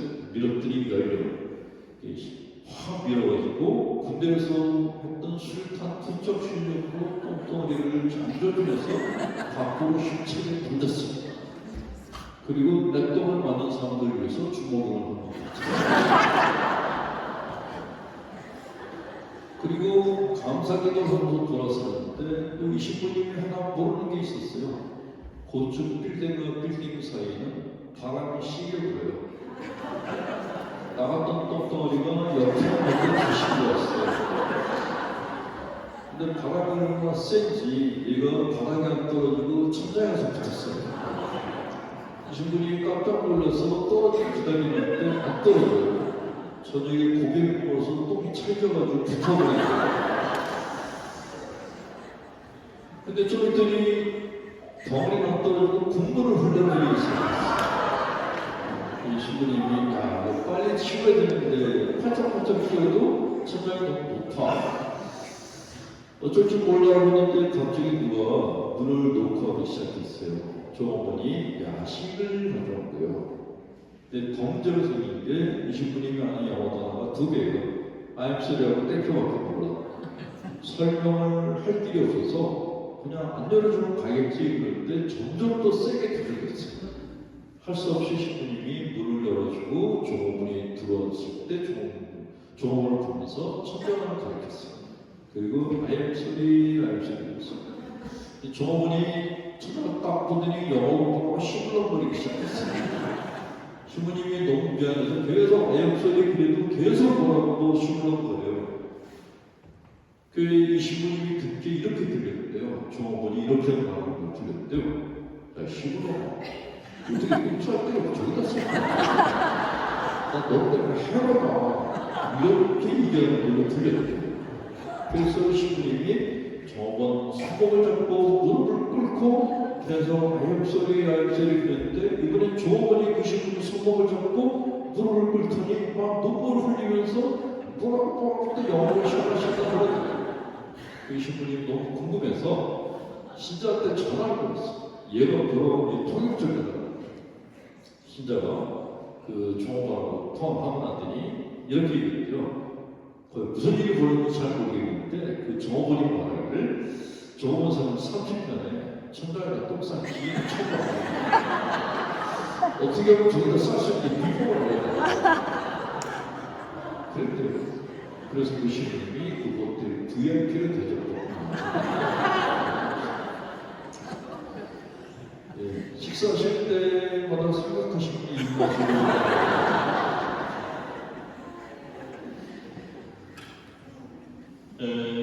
세월동은 처음 오는데 상당히 깔끔하고 밖에서 이렇게 오다가 상당히 이렇게 잘 졌네 그랬더니 아니나 다를까 건강 신부님이 빛이 많다 수심이 깊어요. 건강 신부님 되게 성실하고 착한 분이거든요. 근데 걱정도 많은 것 같아서 우리가 더 오래 못 살겠다. 건강 신부님하고 사이좋게 잘 지내시고 또 은총도 많이 받으시기 바랍니다. 일어나서 반복드리고 끝내겠습니다. 주님께서 여러분 함께 전하신 하나님 성부와 성자와 성령께서는 우리 교우들에게 축복을 내리셔 드리고 옮겨서서 새해는 지났지만 복 많이 받으십시오.